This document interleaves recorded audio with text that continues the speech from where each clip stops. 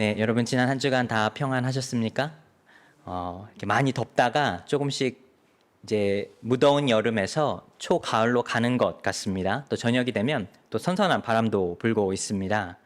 지난 한 주간 하나님의 크신 은혜가 여러분의 삶에 함께 하셨기를 간절히 소망하고 또 축복합니다. 우리 이 시간 또 한 주간 반가운 마음으로 또 오랜만에 본 성도들과 함께 우리 이렇게 한번 인사해 보겠습니다. 예수 그리스도의 은혜와 평강이 함께 하시기를 축복합니다. 우리 한번 인사해 보겠습니다.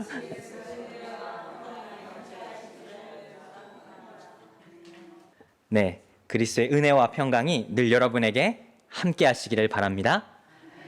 우리는 계속해서 사도행전의 말씀을 나누고 있죠. 여러분, 사도행전의 대표적인 9가지의 설교의 말씀을 뽑았습니다.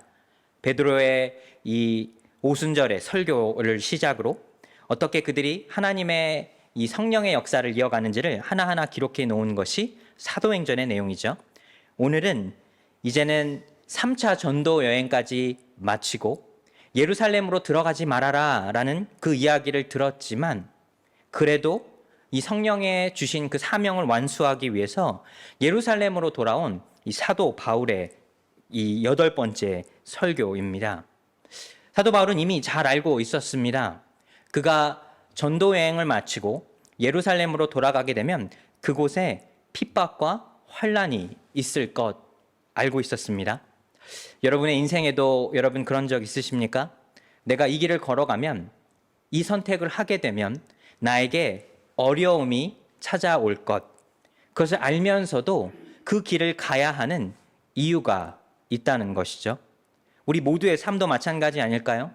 우리의 삶에 더 중요한 것이 있다면 고난은 그 지나가는 역뿐이지만 우리가 그것을 깨닫지 못한다면 내 삶에 현재 겪고 있는 어려움에 우리의 마음을 빼앗길 수밖에 없습니다.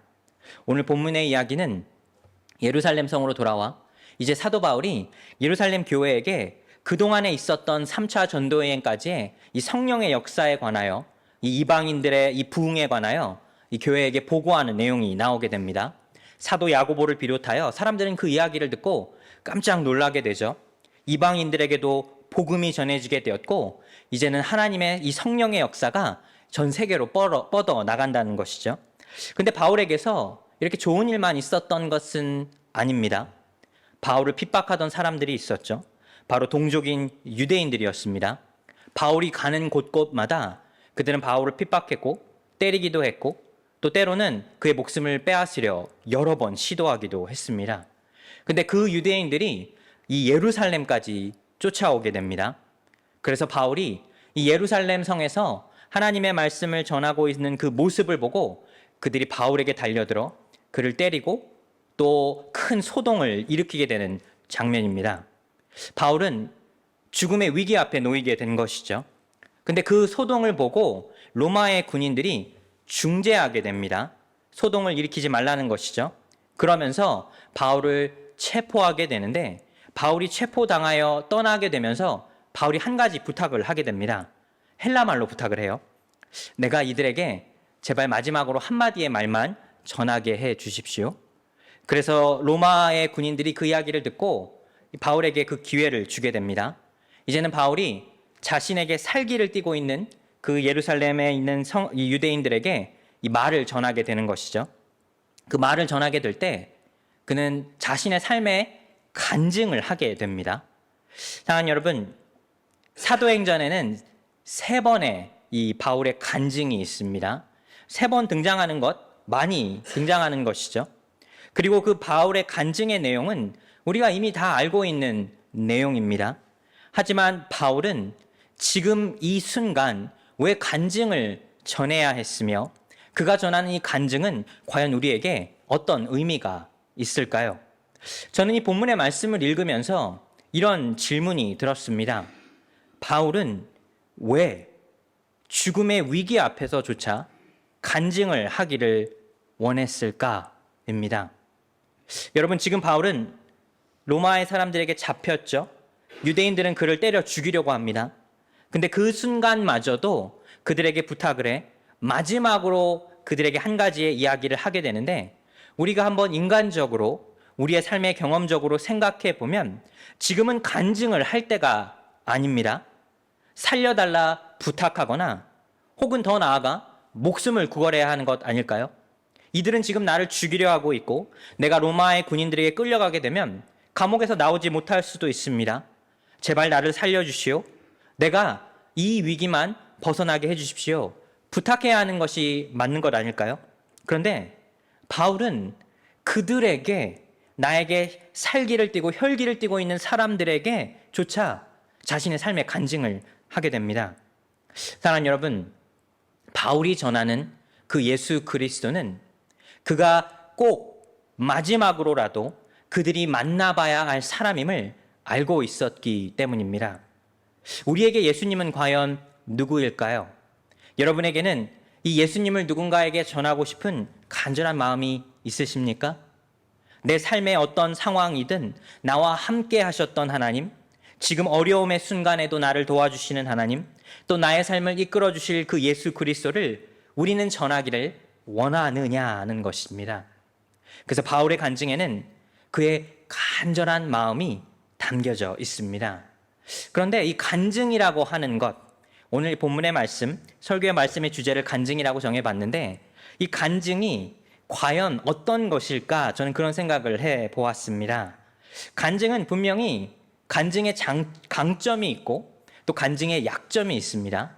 이 두 가지를 잠깐 이야기 나누고 우리 바울의 간증은 과연 어떤 것인가? 이 세 가지를 짧게 이야기를 나눠보려고 합니다.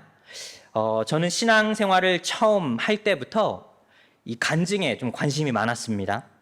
다른 사람들이 만난 하나님, 다른 사람들이 전하는 그 예수님의 간증을 듣는 것이 저 개인적으로는 큰 위로가 되고 또 희망이 되었습니다. 그래서 간증 집회가 있으면 참가하기도 했고 간증에 관한 그런 책들이 있으면 읽어보기도 했으며 또 동영상 같은 거를 보기도 했습니다. 다른 사람의 간증을 들을 때 어떤 마음이 드는가 하면 와, 정말 하나님이 살아 계시는구나. 하나님이 내 삶에 역사하시는 것뿐 아니라 다른 사람의 삶에도 동일하게 역사하시는구나. 그 사실에 큰 위로가 된다는 것입니다. 여러분 그렇지 않나요? 우리 모두가 지금 이 자리에 앉아 있는 이유가 바로 누군가의 간증 때문 아닐까요? 하나님이 너무 좋더라. 예수님을 만나고 내 인생이 변화되었어. 그런 간증들을 들으면서 우리도 하나님에 대해 궁금해하게 됐고 그 은혜를 쫓아 지금 이 자리에까지 오게 된 것이죠. 내가 만난 하나님, 내가 만난 예수님을 전하는 것, 그 간증에는 특별한 은혜가 있습니다. 여러분을 축복하여 드립니다. 여러분, 예수님의 간증이 우리 삶의 능력으로 나타나야 할 줄 믿습니다. 우리 가정에 예수님의 간증이 차고 흘러 넘치시기를 간절히 축복합니다. 내가 기도했더니 내가 이런 기도의 제목이 하나님께서 들어주셨어. 그런 기도. 또 내가 일하는 일터에서도 주님을 간증할 수 있는 그런 많은 열매들이 맺혀지기를 축복합니다. 뉴욕 주소망교회는 다른 무엇보다 교인들이 예수님을 만나고 인격적으로 성장하면서 예수님을 직접 간증하고 전할 수 있는 그런 교회 되기를 간절히 소망합니다. 그런데 이 간증이 꼭 좋은 것만 아니더라고요. 저도 신앙생활을 오래 해보고 나름 신학교도 다녀보고 또 말씀을 공부해보니 이 간증이 갖고 있는 너무나 이 뛰어난 그 능력과 하나님의 그런 은혜가 있다면 또 동시에 우리가 조심해야 할 부분이 반드시 있습니다. 여러분, 건강한 간증은 우리의 삶을 풍요롭게 해줍니다. 내가 하나님을 만나야지. 내가 하나님과 더 가까워야지. 그런데 건강하지 못한 간증이 있습니다.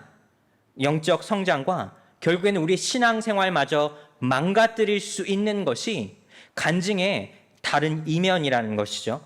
왜 그럴까요? 간증이라고 하는 것이 어떻게 보면 철저하게 개인적인 체험이기 때문입니다. 누군가가 경험했던 하나님, 그 만났던 하나님을 나도 동일하게 만날 수 없다는 것이죠.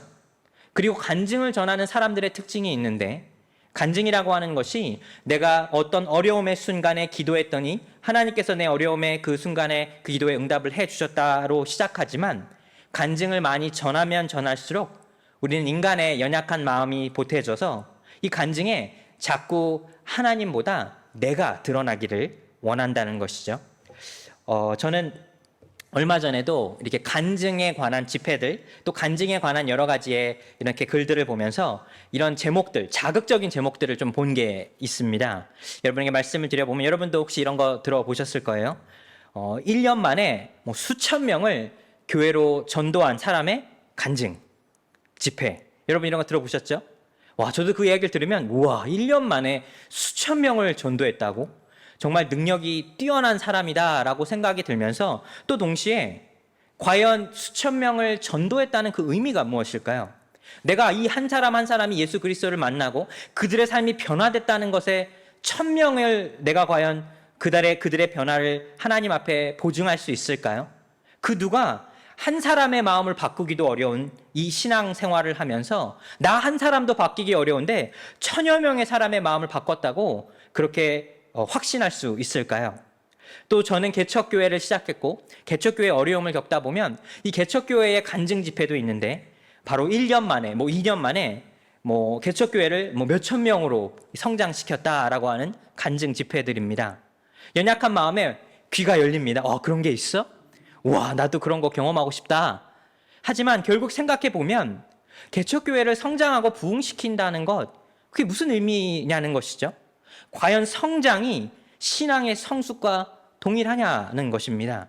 하나님 보시기에 사람 수가 많다고 해서, 많은 사람이 모인다고 해서 그게 과연 하나님 보시기에 올바른 영적인 열매라 우리가 말할 수 있을까요? 또 이런 것도 있습니다. 기적적인 치유, 미래를 예언한다, 이런 집회들 있죠. 그런 것들 보면 저도 귀가 열리고 와, 나도 가서 목사님께 기도받고 이 부흥 강사가 말하는 걸 한번 들어보고 싶어. 그런데 내 마음에 먼저 주님 앞에 내 마음을 좀 성찰해 봅니다. 내가 과연 원하는 게 하나님의 은혜인가? 아니면 그런 어떤 은사의 열매인가라는 것이죠. 사랑하는 여러분, 간증이라고 하는 것 철저하게 우리 개인적인 체험입니다. 그런데 내가 경험한 하나님을 다른 사람도 동일하게 경험할 수가 없다는 것이죠. 누군가는 기도해서 일주일 만에 자기의 기도에 응답이 되었다 말하지만 누군가는 수십 년을 기도했지만 그 기도의 응답이 오지 않을 수도 있다는 것이죠. 그렇다면 내가 기도하여 응답하지 않은 하나님과 기도에 응답한 하나님은 다른 하나님일까요? 우리는 과연 이 간증 앞에서 어떻게 우리의 마음을 올바르게 찾아야 하느냐 하는 것입니다. 세상에 보니까 이 간증의 이 힘을 잘 알고 있어서 요새 보면 이 간증을 어떻게 보면 이런 회사들이나 또 물건을 파는 그런 사람들이 이 간증을 악용하기도 하죠. 그래서 전과 후를 나눠서 내가 전에는 이런 어려움이 있었는데 어떤 책을 읽거나 어떤 프로그램을 했는데 그 후에 급속도로 내 삶이 변화됐다는 것이죠. 여러분, 얼마 전까지, 몇 년 전까지 이 30대, 40대들, 이 젊은 사람들에게 이 주식이나 부동산 투자가 엄청나게 인기를 끈 적이 있습니다. 여러분도 혹시 들어보셨나요? 파이어족이라는 것이죠. 그게 뭐냐면 30대들이 우리가 30대에 은퇴하겠다는 것입니다. 그래서 내 남은 이 인생을 은퇴해갖고 좀 편안하게 살고 싶다는 것이죠. 그렇게 편안하게 인생을 살고 싶으면 30대나 40대 은퇴하려면 큰 이 소득을 봐야 되죠. 그러니까 투자하게 되고 또 투자를 하기 위해선 그곳에 성공했던 사람들의 이야기나 책들 또 그런 것들을 막 보게 되면서 그 사람들의 간증을 들으며 나도 저 사람처럼 성공하고 싶다 말하는 것이죠. 그런데 참 어떻게 보면 몇 년이 지나고 나서 그들의 삶을 돌이켜보면 그렇게 TV에 나와 유명했던 강사들이 투기로 구속되기도 하고 또 그들이 말했던 모든 것이 사실이 아니었던 것으로 밝혀지기도 했습니다. 30대, 40대 젊은 사람들이 일찍 은퇴하고 싶어서 그들과 같은 삶을 살고 싶어서 똑같이 노력했는데 그 결과물을 전혀 얻을 수가 없었다는 것이죠. 여러분, 왜 간증이 위험할 수 있을까요? 그 삶에 그들이 경험했던 하나님과 내가 지금 경험하고 있는 하나님은 동일하게 역사하지 않으시기 때문입니다. 저도 개인적으로 좀 마음이 아픈 몇 가지의 이 간증에 좀 실패 예라고 할까요? 그런 것들을 몇 가지 말씀을 드리려고 합니다. 기억나는 부흥 집회 강사가 있었습니다. 이분이 정말 이 영적인 은사가 정말 많은 분이셨습니다. 미국에서 태어나서 자라서 한국으로 가서 목회를 했던 좀 특이한 경우인데, 한국에서 교회에서 일반의 집사로서 생활을 하다가 이 목사님이 은퇴를 하게 되면서 어떻게 보면 자기가 이 청년들을 맡아 사역을 갑자기 하게 되었어요. 그런데 자기가 기도하게 되면서 이 청년들이 점점점 교회로 찾아오게 되고 많은 청년들이 교회에 몰리게 되면서 큰 교회의 부흥의 역사가 일어났습니다. 그래서 몇 년 만에 이 10명 모이던 이 교회가 1000여 명이 모이는, 청년들이 모이는 아주 큰 교회가 됐어요. 그리고 이분의 이 사역의 특징이 은사지향적 교회였습니다. 여러분, 은사지향적이라고 하는 건 무엇이냐 하면 치유나 어떻게 보면 미래의 예언, 이런 게 굉장히 강했던 이런 교회였어요. 그래서 청년들이 앞에서 막 기도할 때 막 하나님의 역사가 일어나게 되고 막 청년들이 막 꼬꾸라지고 뒤집어지고 막 삶이 변화가 되는 그게 막 두 눈으로 보이게 됐습니다. 1000여 명의 이상의 청년들이 모이는 교회, 눈으로 보게 될 때 뭐 저도 보면서 와, 대단하다 이런 생각을 하게 되었는데, 불과 몇 년이 지나지 않아 그 큰 부흥을 이뤄냈던 그 교회의 목사가 된 이 청년이 교회 안에 재정적인 큰 문제를 일으키게 되었습니다. 그리고 결국에는 교회에서 이 부부가 쫓겨나게 됐어요. 아니, 이전까지 어떻게 보면 큰 성령의 역사가 일어나게 되었는데 결국에는 교회 안에서 그들이 자신이 갖고 있던 모든 것을 잃어버리게 되었죠. 그렇다면 그 남은 청년들은 과연 이제 앞으로 어떻게 신앙생활을 해야 할까요? 저는 이분들도 생각이 납니다. 수십 년 전에 행복 전도사 부부라고 해서 이분들은 처녀 커플의 관계를 회복시켜준 행복 전도사 커플로 굉장히 유명했습니다. TV에도 나오고 책도 여러 권 내서 정말 유명한 분들이었는데, 결국 시간이 얼마 지나지 않아 이 부부가 둘 다 이 부부관계에 문제가 있어서 이혼하게 됐어요. 여러분, 이 처녀 커플이 그들의 집회에 참여하게 되었고 그 관계가 회복되었고 하나님과 가까워졌는데, 정작 그들 스스로는 그런 삶을 살고 있지 못했다는 것이죠. 저는 목사로서 목사님들이 무너지는 것 참 많이 보았습니다. 저랑 같이 열심히 신앙생활했던 목사님, 정말 누가 봐도 저분은 기도하는 분, 말씀을 읽는 분이라고 생각했는데 윤리도덕적인 부분에서 문제를 일으키게 되었고 결국에는 교회에서 쫓겨나거나 아니면 부적절한 관계가 들통이나 어떻게 보면 목사로서 가장 창피한 그런 상황까지 벌어지게 되는 경우를 저도 두 눈으로 보고 목격하게 되었습니다. 사랑하는 여러분, 우리가 왜 간증에 빠지지 말아야 하느냐 하면 간증을 전하는 사람이 내 두 눈에 먼저 보이기 때문입니다. 그 사람이 보이기 시작하면 그 사람이 전하는 하나님을 더 이상 볼 수가 없다는 것이죠. 누군가 간증을 전하게 된다면 사랑하는 여러분, 간증을 전하는 사람이 아니라 그 간증을 전하는 하나님을 보실 수 있는 여러분의 영적인 눈이 띄어지게 되시기를 축복하여 드립니다. 노목사를 바라보게 되면 노목사, 저 인간적으로 참 실망했어. 실망이야 말할 수 있지만, 노목사를 바라보지 않고 하나님을 바라보게 되면 노목사는 연약하지만 하나님은 역사하시는구나, 이 사실을 깨달을 수 있다는 것입니다. 우리가 이 사실을 깨달은 상태에서 이 바울의 간증을 한번 같이 살펴보겠습니다. 사도 바울이 예루살렘 청중에게 간증을 하게 돼요. 근데 첫 번째 우리가 깨달을 수 있는 것 무엇인가 하면 우리 같이 한번 읽어볼까요? 나도 너희와 같으니라. 바울이 전하는 간증의 특징이 무엇인가 하면 하나님께서 나만 특별한 사람으로 부르시지 않았다는 것입니다. 오늘 본문 1절의 말씀을 우리 같이 한번 읽어보겠습니다. 부형들아,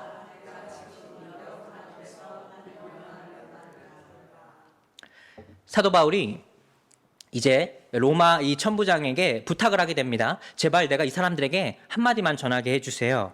근데 그때 이 사도 바울이 조금 전까지는 로마 군인에게 헬라어로 말을 했는데 이 유대인들에게 말을 할 때는 그가 히브리어로 말을 하게 됩니다. 이 굉장히 의도적인 것인데, 사도 바울은 철저하게 자신의 청중, 하나님의 말씀을 듣는 사람이 누구인지를 알고 있었다는 것이죠. 그리고 그들이, 이 바울이 그들을 부르게 되는 호칭이 있죠. 호칭이 뭐죠, 여기서? 부형들아입니다. 부형들이 뭘까요? 말을 그냥 우리의 한국식으로 풀어보자면 아버지들과 형제들입니다. 그러니까 이게 무슨 말인가 하면 아버지와 형제들아 이렇게 부르는 것인데 이게 좀 흔한 호칭이 아니에요. 유대 문화에서 극존칭입니다. 누군가를 높이는 말인데 이 말을 했던 사람이 있어요. 스데반 집사입니다.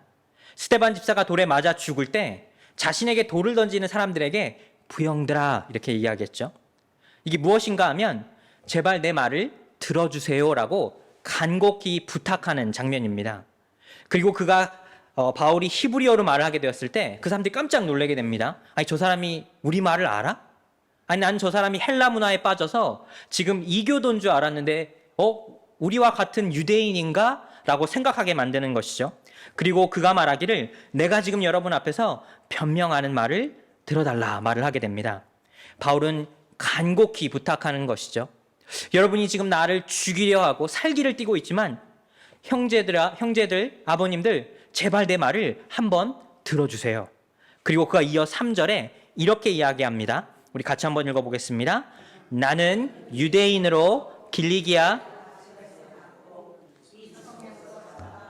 가멜리엘의 문화에서 우리 조상들의 율법에 엄한 교훈을 받았고 오늘 너희 모든 사람처럼 하나님께 대하여 열심히 있는 자라.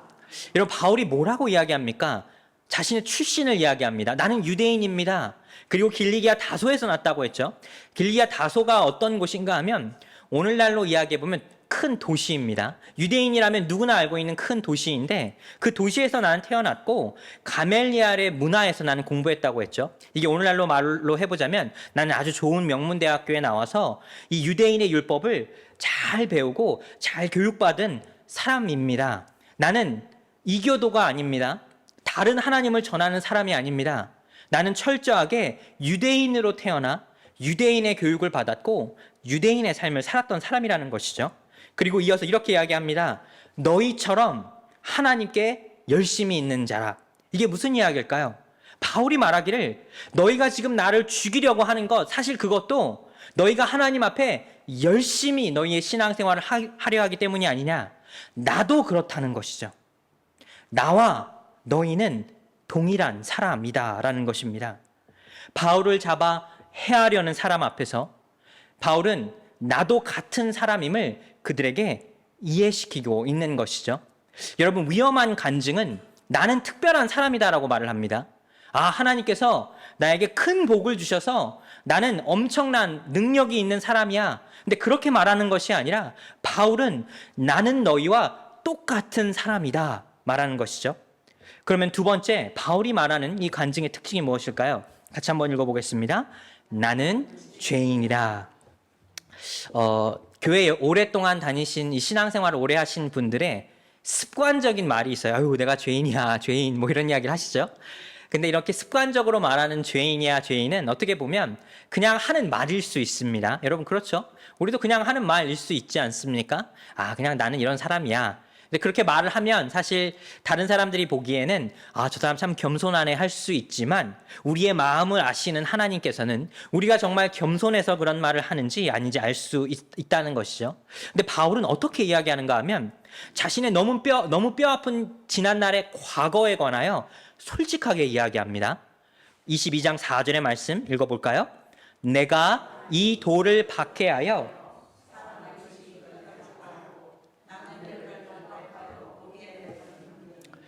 여러분 바울이 지금 자신이 저질렀던 어떻게 보면 과거에 너무나 흉악한 죄를 고백하고 있는 것이죠.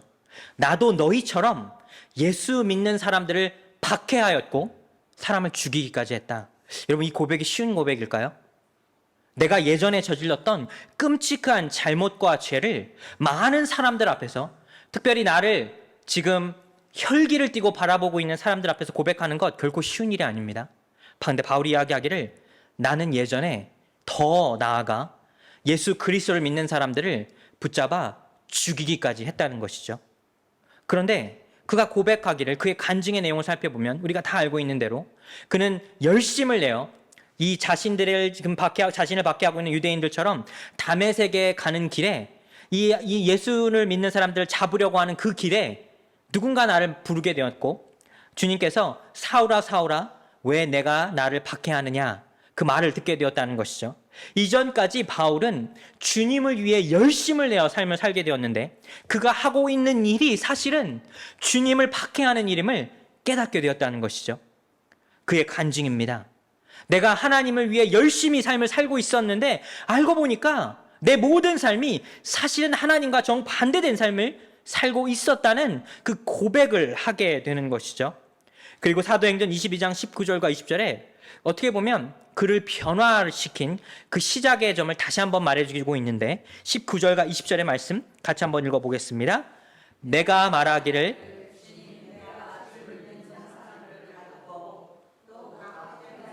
때리고 또 주의 증인 스데반이 피를 흘릴 때 내가 곁에 서서 찬성하고 그 죽이는 사람들의 옷을 지킨 줄 그들도 아나이다. 지금 바울이 이렇게 고백하고 있는 것입니다. 나는 끔찍한 죄를 저지른 사람입니다. 예전에 사람도 죽였습니다. 그런데 하나님께서 나를 부르셨는데 내가 주님께 이렇게 이야기했습니다.